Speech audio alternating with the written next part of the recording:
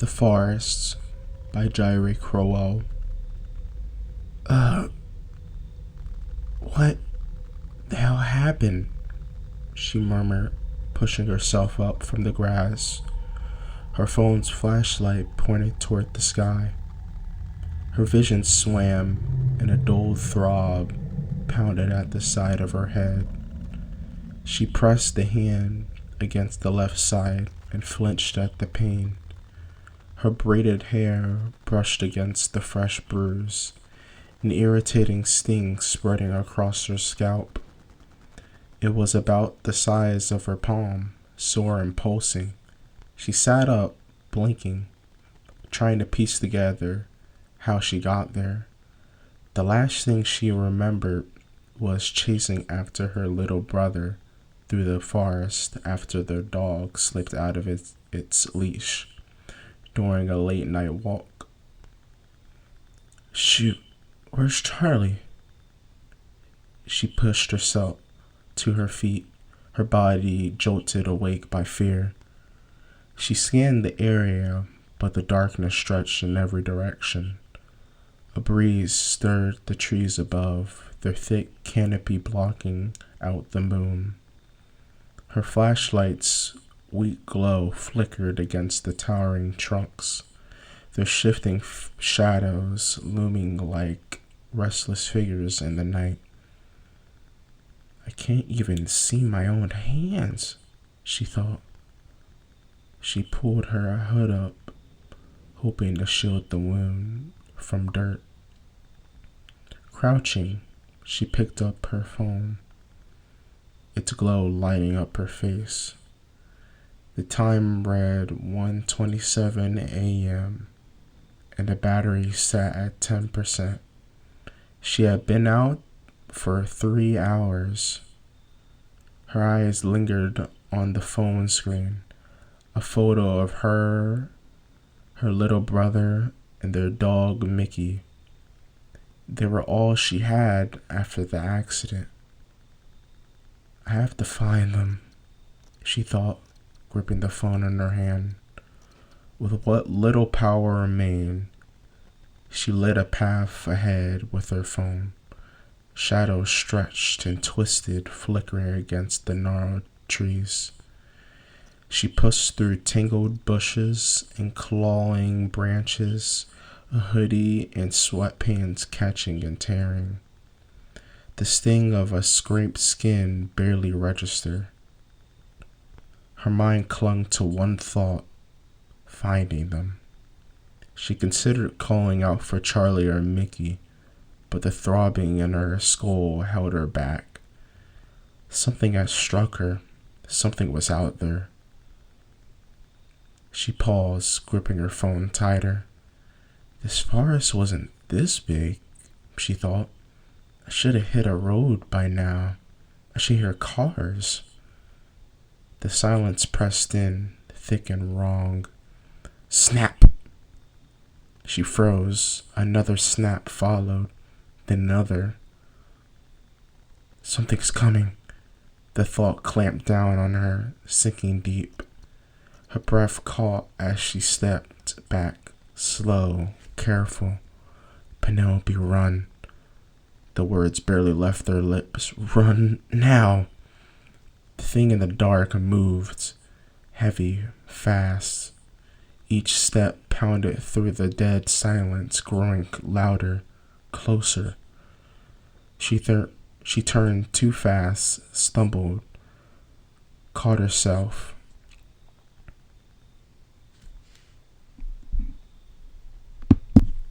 Then bolted. Her legs burned.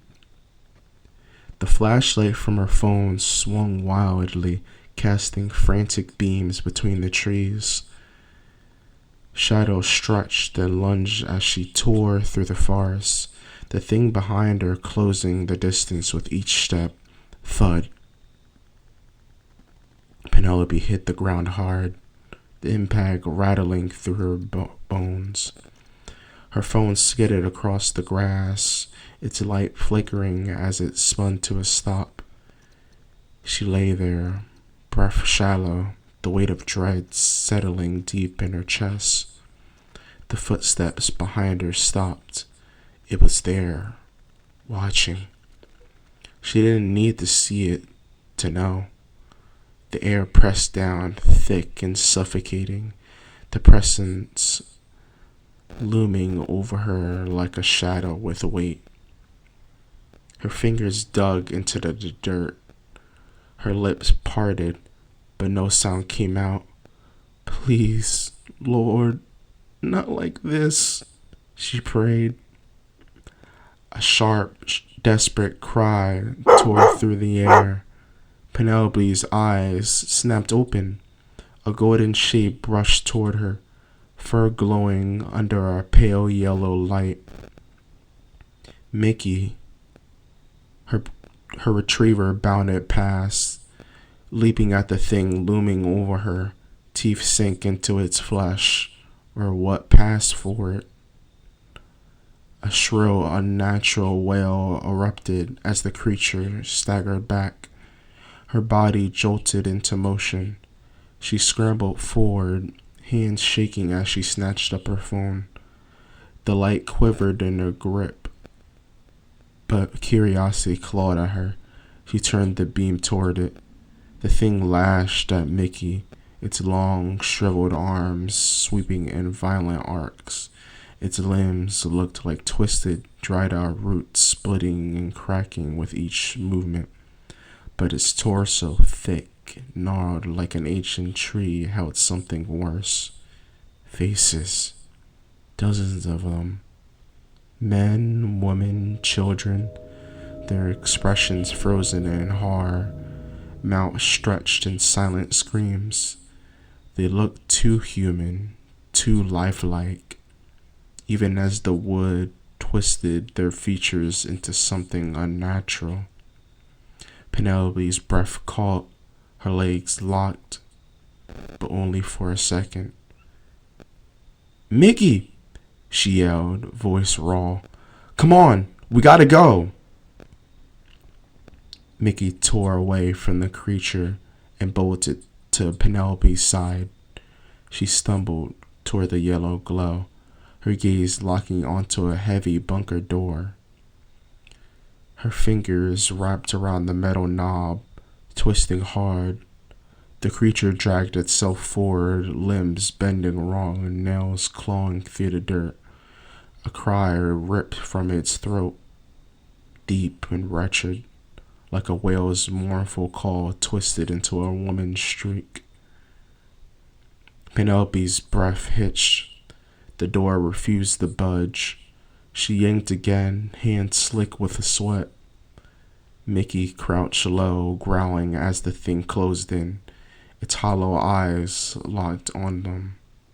"Come on!" she shouted, voice raw. The knob gave. The door snapped open. A hand shot out from the darkness inside, seizing her wrists. Penelope's relief turned to shock, but she had no time to react. The creature's fingers, long, jagged, ice-cold, brushed her spine as she was yanked inside. The door slammed shut. Silence. Penelope collapsed against the cold floor, chest rising and falling in ragged gasps. Mickey licked her face, his body warm, solid, real. She burrowed her fingers into his fur, gripping tight. They were still alive. Chapter 2. "So, you lost too," a deep, raspy voice muttered. Penelope nudged Mickey off her face and looked up. Her savior was an older man, likely in his 60s. His skin was pale, his beard unkempt and patchy. A bloody crowbar rested in his grip, a flashlight casting jagged shadows across his face. His tired eyes conveyed both suspicion and composure. A ring glinted on his finger. Yes, sir," she stammered, her gaze fixed on the crowbar. The man studied her, his expression unreadable. Then with a slow nod, he said, "Well, welcome to hell, hun. Name's Adam Kirkman." His face softened as he extended a hand. Penelope hesitated for only a moment before taking it, squeezing tight. She gave a small smile. "Penelope Washington, thank you for saving me, Mr. Kirkman." "Just call me Adam. No need for formalities," he said, moving down the hall. "And sorry if the crowbar spooked you." He glanced at it before tightening his grip. "Believe it or not, even those things out there can bleed and feel fear."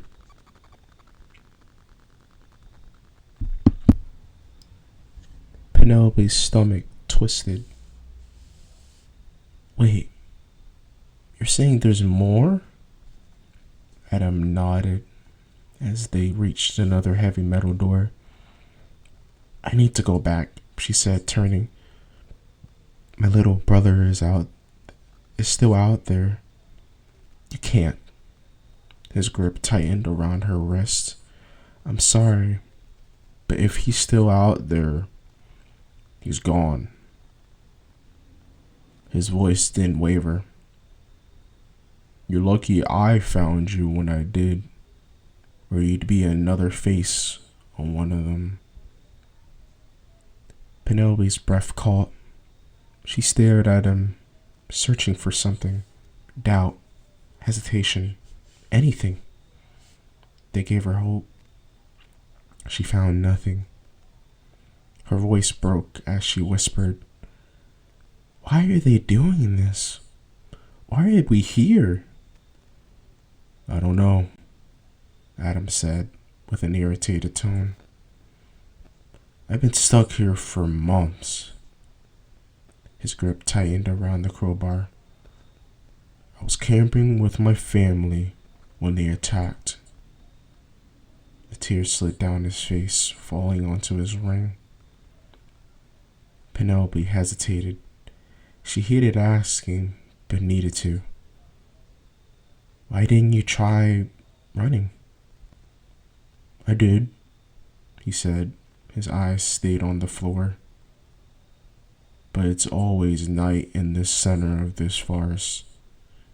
If you try to escape, you either end up back here or somewhere else in the woods. No matter how far you go, the forest pulls you back." He exhaled, shoulders slumping. "I've counted at least 5 of those things. They're always searching, always hunting, looking for the next face to add to their collection." Adam held the door open, nodding for her to step inside. Penelope walked through, her breath catching in her throat. The bunker was a nightmare. Blood-smeared walls, dark stains splattered across the floor. A bookshelf leaned sideways, its contents scattered. Torn pages and broken bindings littered the ground. Photos lined the far wall, images of the creatures outside, their grotesque faces frozen in silent screams. Then her eyes landed on the bed. A little brown boy lay, tied down, his legs bound, his mouth sealed with tape. His body trembled, eyes wide with fear.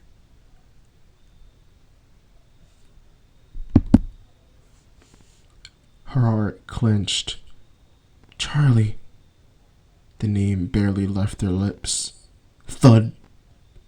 Agony exploded across the left side of her skull, right where the bruise throbbed. The world spun. The cold metal floor rushed up to meet her as darkness swallowed the edges of her vision.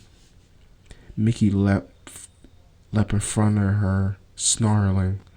A sickening crack. The crowbar came down again and again. Wet, heavy thuds filled the room. Mickey whimpered, his body jerking with each blow. The blood splattered across Penelope's face, warm and thick. His cries faded, replaced by silence. Adam exhaled heavily, nudging the still body aside with his boot. Fresh blood dripped from the crowbar onto the cold floor. "Mickey," Penelope whispered. Her eyelids fluttered, the darkness pulling her under. Chapter 3.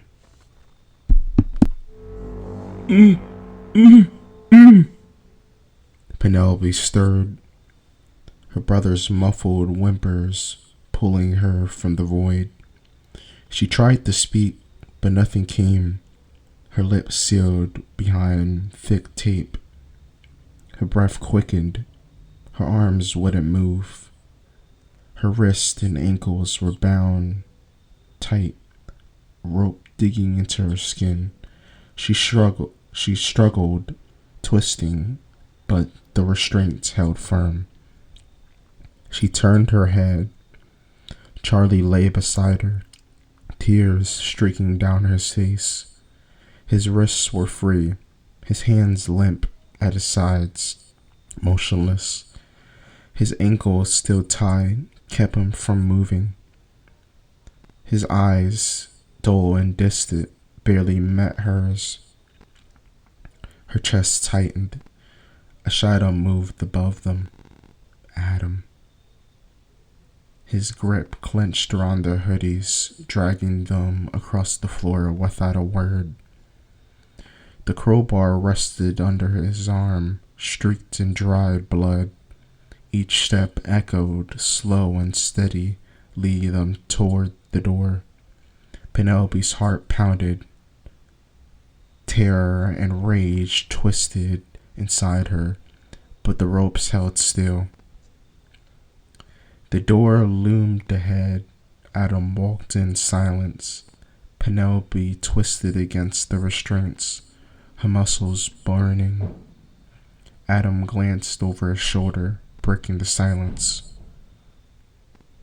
"I know you think I'm a bad guy," he said, voice flat. "I would too, in your place. But this is for a reason." His grip tightened as he dragged them forward. "They made me a deal. 2 more faces, and they'll show me the way out. They'll give me back my wife and son." His lips curled into something that wasn't quite a smile. "I'm lucky you showed up when you did." The metal door groaned open. Cold night air seeped in. Adam hauled them outside and dropped them onto the grassy ground. He crouched, meeting them at eye level. His gaze lingered on Charlie. Something in his expression shifted, his hardened stare flickering with something else. Regret. Sympathy. "I'll at least give you your final words," he muttered, eyes settling on Penelope. He reached forward and tore the tape from her mouth. "You coward!" Penelope spat, the glob spinning at his shoe.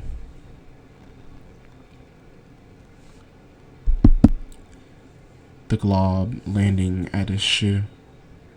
"So everything you said, everything you did, it was all a lie?" Her voice shook, but not from fear. Adam wiped his shoe with a slow, deliberate movements. "I never lied," he said, "but don't mistake that for me feeling good about this. I hate it. I hated all of it." But if you lost what I lost, you'd do the same. Penelope scoffed, shaking her head. My brother and I lost our family in a plane crash 3 years ago. Don't assume you know me. I know loss. Her voice hardened. Even if they bring your family back, do you really think they'd want this? Do you think they'd accept the lives that you've stolen? They were already gone. It isn't fair. Adam's face tensed. Penelope's words cutting deeper than he expected. His jaw clenched, but his anger wavered when he looked at Charlie. The boy's wide, tear-filled eyes held nothing but fear. Adam hesitated. His grip on the crowbar tightened. It's too late, he muttered. Stopping now would make everything I've done meaningless. It would dishonor them. Penelope opened her mouth to argue, but the forest stirred. Trudging footsteps, branches snapping. The air grew thick. Adam's head snapped toward the sound. He knew what was coming. Without another word, he pressed the tape back over Penelope's lips, sealing whatever protests she had left. The monsters were near.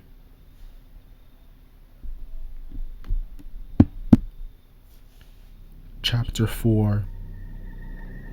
3 creatures emerged from the darkness, standing side by side, their bodies twisted and gnarled, each a patchwork of human faces frozen in silent terror. The yellow glow from the bunker door cast long shadows over them, stretching their forms into something even less human. One crouched low, its many mouths moving in unison. When it spoke, its voice layered over itself, a chorus of stolen tones. Hello, human. We see you have brought what we requested. Their countless eyes blinked together, hollow and empty. Adam straightened, gripping the crowbar until his knuckles paled. I did. Now give me my family back, faceless. The creature's gaze flicked to the crowbar, its many expressions twisting in an ease. Put down the metal first, human. Adam hesitated, then exhaled. Right, sorry. He tossed the crowbar over his shoulder, the metal clinking as it landed near Penelope's feet. His shoulders squared, pointing at them.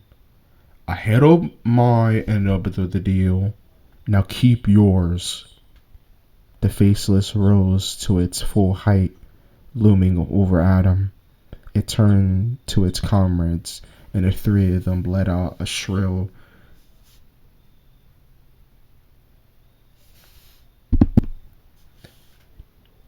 discordant cackle, the voices screeching like an untuned instrument. You really thought we would let you go, human? The faces across his body twisted, stretching into the wide, unnatural grins. Adam took a step back. But you promised. The massive hand clamped down his head, cutting him off. His feet lifted from the ground, his body dangling in its grip. The other creatures lurched forward, their twisted hands reaching. I want his face. No, I caught it first. The voices clashed, arguing like starving beasts fighting over a scrap of meat. Adam's muffled screams twisted into something raw. his body convulsing in the faceless grip. "We did promise you'd see your family again," the creature rasped. "We never said how." Its form pulsed, flesh shifting like rippling tar. Adam's body withered, skin clinging to bone. His limbs shrank, his clothes loosening until they slipped from his body and crumpled to the ground. A dull clink. His wedding ring rolled across the dirt, spinning once before coming to a dead stop. The flashlight knocked from his hand, twirling on the floor, its beam swinging wildly before the landing on Penelope, bathing her in cold, sterile light. The last of Adam's form unraveled, his outline breaking apart into a mist, his essence sinking into the creature's shifting flesh. Then his face appeared, his eyes frozen in terror, his mouth modeled in silent scream. The faceless exhaled, satisfied. Its mass shuddered, then stilled. It turned to its snarling comrades, Adam's face stretching across its head like a grotesque trophy. "I got him first," it mocked, its sullen voices merging into a taunting wail. It wore Adam's face like a badge. As the creatures squabbled over Adam's fate, Penelope slid her foot over the crowbar, inching it toward Charlie. Her eyes locked with him, they glanced down at her bound wrists, tilting her head in a silent plea. Charlie, his face streaked with tears, swallowed hard and nodded. His small hands wrapped around the crowbar, the weight heavy in his grip. He hesitated, then pressed the sharp edge against the rope. It frayed, then snapped. Penelope flexed her fingers, grabbing the crowbar and tearing the tape from both their mouths. The breaths came quick, but they stayed silent. She moved fast, sawing through the remaining restraints, pulling at knots, freeing them both. Charlie wobbled as they stood, his legs weak from being tied down. Penelope steadied him, her hands firm on his shoulders. "We're getting out of this," she whispered, brushing a hand through his curls. "I promise." Charlie pressed his face into her stomach, gripping her hoodie. "Okay, Penny." She held him for a second longer, then tightened her grip on the crowbar. They had to move, now. They moved carefully, each step light, each breath held. Crunch. Charlie's foot snapped a branch. The sound echoed through the silence. The faceless turned as one. "Where do you think you're going?" The voices merged, layered over each other in perfect unison. Penelope's heart pounded. She shoved the flashlight into Charlie's hands and whispered, "Stay close." She tightened her grip on the crowbar, lifting it in front of her. The creatures inched forward. She swung, wild, reckless. The metal whistled through the air, forcing them back. They flinched. She saw it. Fear. A smirk tugged at her lips.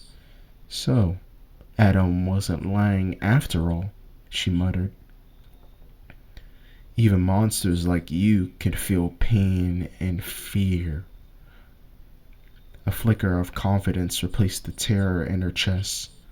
For the first time, they had the advantage. The faceless raised its hands, its shifting faces contorting into something almost human. "No need to be rash, human," it said. "Let's make a deal. Bring us 2 more faces and we'll show you the way out." Penelope tightened her grip on the crowbar. Her pulse pounded, but her voice stayed steady. "No deals. You show us the way out now, or I will kill you where you stand." A growl rose from the group. One of the creatures snapped, lunging forward. "She can't take all of us! Get her!" Penelope moved before she could think. She swung. The crowbar met the leaping creature's hand with a snicker and crack, wooden flesh splintering, breaking apart in chunks of bark and blood. The faceless wailed, its severed limb twitching on the ground as it collapsed with a heavy thud. Penelope didn't hesitate. She raised the crowbar high and brought it down once, twice, each strike crushing through its skull. The thing convulsed, its form breaking apart, melting into thick, oozing mass of brown and red. The others froze, staring at what was left of their falling comrade. Penelope stood over the remains, chest rising and falling. Penelope steadied her breath, tightening her grip on the bloody crowbar. "Any other objections?" The remaining faceless stared at the pulped remains of their fallen comrade. Their shifting faces twisted into something close to fear. Silent, they shook their heads. Penelope took a step forward. "I thought so," she said. "Now get us the hell out of here." The 2 faceless turned without a word, leading the way through the endless darkness. Penelope and Charlie stayed close, their steps careful, the flashlight beam locked onto their guides. Every movement felt like a test, waiting for the creatures to turn on them. Hours passed, the silence stretched, then a flicker of light ahead. Dim, distant, but real. Relief rushed through Penelope's chest. They were close. Then the faceless stopped. She tensed. "Keep moving," she snapped. "Why did you stop?" No answer. The air thickened. Then from the shadows, claws. A blur lunged at her. Burning pain exploded in her left eye. She staggered back, vision splitting in half. A hot red liquid spilled down her cheek. A guttural snarl filled her ears. She didn't stop to think. She swung the crowbar hard, smashing it against the creature's shin. The bones cracked, the thing crumpled, its sullen faces twisting in agony. Charlie gasped, his wide eyes locked on the blood streaming from her face. She grabbed his shoulder, gripping it tight. "Go, Charlie! You're almost out!" she yelled. Her voice shook, but her stance did not. "What about you?" Charlie asked, his voice shaking. He pointed the flashlight at the 4 approaching faceless, the hollow eyes locked onto them. Penelope pressed a hand against her bleeding eye, forcing herself to stay steady. "Don't worry about me. I'll catch up. Just run, Charlie. Run as fast as you can." Charlie hesitated, fear flickering in his eyes. Then with a small nod, he turned and bolted. The faceless swiped at him, their long, twisting arms cutting through the air. But he was small, fast. He ducked, weaving through the gaps, slipping through their legs before they could grab hold. Then light. The dark forest ended, sunlight pouring through the brink in the trees. Charlie didn't slow. His feet hit the open ground. Up ahead, a hill rose in the distance. He sprinted toward it, lungs burning, legs aching. He reached the top, his breath caught. A highway. He made it. Charlie turned, scanning the tree line. No sign of her. Only the dark forest, the twisted branches, the place they had barely escaped. He waited. Minutes stretched, each one heavier than the last. His hands clenched into fists, his breath unsteady. "Come on, Penny," he whispered, his voice barely carried over the wind. You promised you'd always be there." The words echoed in his mind. Her promise at their parents' funeral, the one he had clung to ever since. Then movement. A figure emerged from the shadows. Penelope, bloodied, torn, staggered, her hand clutching her ruined eye, crimson seeping through her fingers. Her steps were uneven, her body swaying, but she was still moving. She was alive. Charlie ran toward her as she reached the top of the hill. Her legs buckled, and she dropped to her knees, gasping for air. The crowbar slipped from her grasp, clattering against the ground. Without hesitation, Charlie threw his arms around her neck, holding tight. Penelope's arms wrapped around him, weak but steady. You made it. You really made it," Charlie said, his voice unsteady. Penelope managed a weak smile. "Of course I did, Squirt. But stop strangling me. I'm in way too much pain." Charlie loosened his grip, and for the first time in what felt like forever, they laughed. It was strained, exhausted, but real.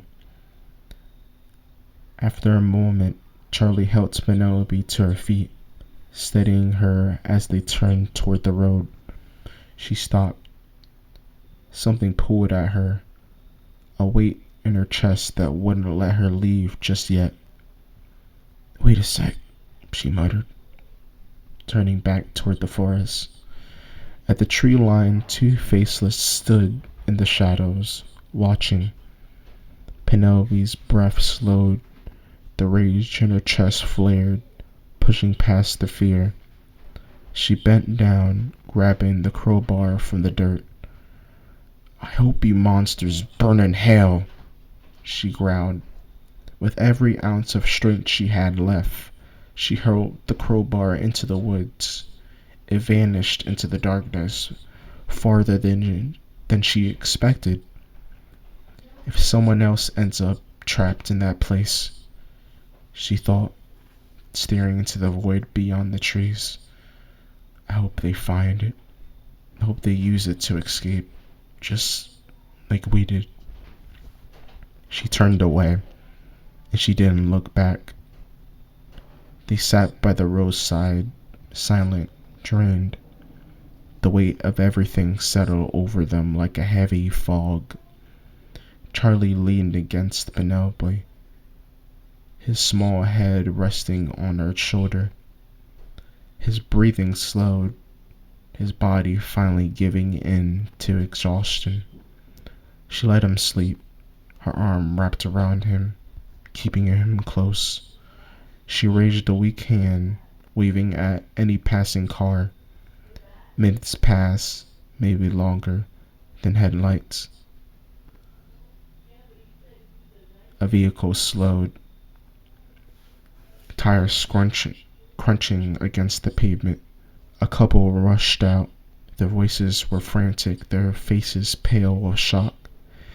Hands reached for them, guiding them towards the car. Words spilled around her. Hospital. Help. Stay awake. But Penelope barely processed them. Her eye drifted to Charlie, safer in her arms, breathing warm. They had survived. She pulled him closer, her grip firm, her thoughts slipping. They deserve the rest. She deserved rest. Her eyes closed.